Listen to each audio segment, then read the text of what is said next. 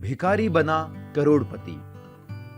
रामनगर के एक गांव में एक प्राचीन शिव मंदिर था। ये मंदिर बहुत पुराना था और इस मंदिर के अंदर भगवान शिव जी की एक बहुत पुरानी मूर्ति रखी थी।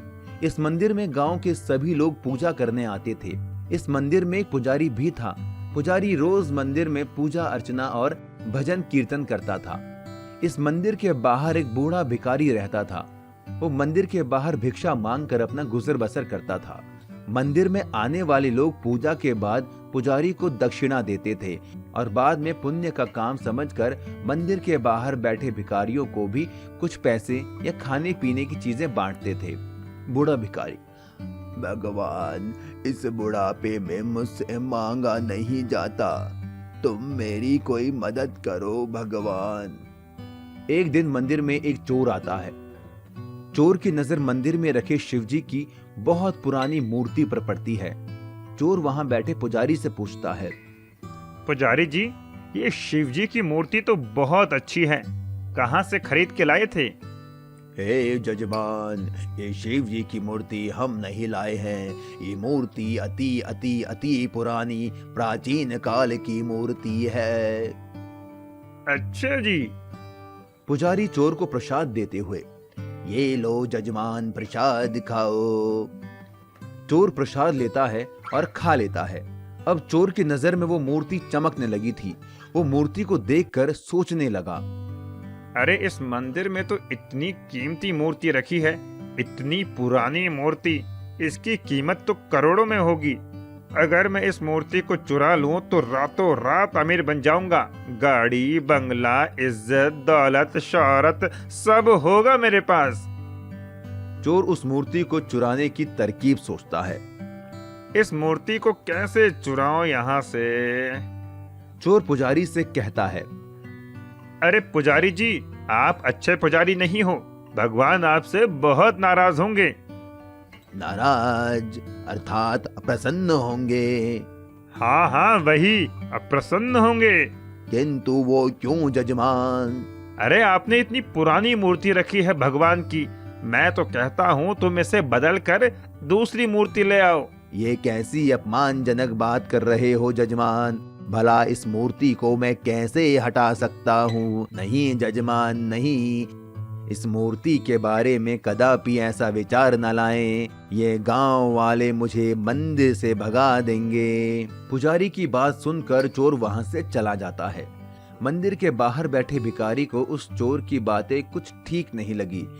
चोर रास्ते में जाते हुए बड़बड़ाता है: लगता है ये पुजारी ऐसे नहीं मानेगा। जब घी सीधी उंगली से ना निकले तो उंगली को टेढ़ा करना पड़ता है। अब मैं इस मूर्ति को आज रात ही चुरा लूंगा। देखते ही देखते सूरज डूब गया और रात हो गई। मंदिर में भी पुजारी अकेला था और मंदिर के बाहर वो बूढ़ा भिखारी सो रहा था। रास्ते भी एकदम सुनसान थे। चोर झाड़ियों के पीछे छुपकर देख रहा था। रास्ता तो एकदम साफ है और मंदिर में भी कोई नहीं है। बाहर बस ये बूढ़ा भिखारी है, ये मेरा क्या कर लेगा। यही सही मौका है इस मूर्ति को यहाँ से चुरा ले जाने का। चोर दबे पांव चलकर आता है और मंदिर में घुस जाता है। चोर भगवान शिव की मूर्ति को उठा ही रहा होता है कि वहां पुजारी आ जाता है। पुजारी चोर को पहचान जाता है। अरे जजमान, तुम तो वही आदमी हो जो सुबह मंदिर में आए थे। राम राम राम। ये तुम क्या कर रहे हो जजमान? ये तो पाप है। अबे चुप शैतान के मामा, साले टकले खबीज की औलाद। जजमान जजमान बोल के कान पका दिए। एक और बार जजमान बोला तो तू अभी रुक। चोर अपनी जेब से बंदूक निकालकर पुजारी को दिखाता है। ये देख, मेरे पास बंदूक है, गोली मार दूं? अरे जजमान, ये क्या कर रहे हो? मैं मर जाऊंगा। मेरा श्राद्ध कौन करेगा फिर? जिंदगी चाहता है तो मुझे मूर्ति चुराने दे। अरे अरे चोर भाई, एक मूर्ति के लिए मुझे ही गोली मार दोगे? मैं क्या गोली खाऊं? मैं इसकी जगह दूसरी मूर्ति रखवा दूंगा। तुम इसे ले जाओ, अब बस मुझे मत मारो। इतना कहकर मंदिर का पुजारी वहां से भाग जाता है। मंदिर के अंदर से शोर की आवाज सुनकर बाहर लेटा बूढ़ा भिखारी अंदर आ जाता है। चोर, भगवान शिव की मूर्ति चुराने आया है। मैं तुझे इस मूर्ति को नहीं ले जाने दूंगा। अरे भिखारी, क्यों बुढ़ापे में मरना चाहता है? चोर उसे 100 रुपए फेंक के देता है। ये ले पैसे और चला जा यहाँ से। मैं तुम्हारी तरह बेईमान नहीं जो पैसे लेके ईमान बेच दूं।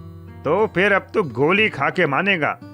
चोर बंदूक निकाल कर बूढ़े भिखारी की तरफ दिखाता है। एक आखिरी मौका देता हूँ, चला जा। भगवान शिव के लिए मैं मर भी जाऊंगा तो कोई गम नहीं। बूढ़े भिखारी की बात सुनकर चोर अपना रूप बदल लेता है और शिव जी का अवतार ले लेता है। ये देखकर बूढ़ा भिखारी दंग रह जाता है। ये सब क्या है? मैं कुछ समझा नहीं। मैं तुम्हारी परीक्षा ले रहा था बालक। तुमने अपने प्राणों से भी बढ़कर मुझे माना है। मेरी मूर्ति के लिए तुम अपनी जान भी देने को तैयार थे। तुम इस परीक्षा में सफल हुए। मैं तुमसे बहुत प्रसन्न हूं। भगवान शिव बूढ़े भिखारी से खुश होकर उसे बहुत सारा सोना और पैसा देते हैं। ये सब तुम्हारे लिए है। अब तुम भिखारी नहीं बल्कि अमीर बनकर जियोगे।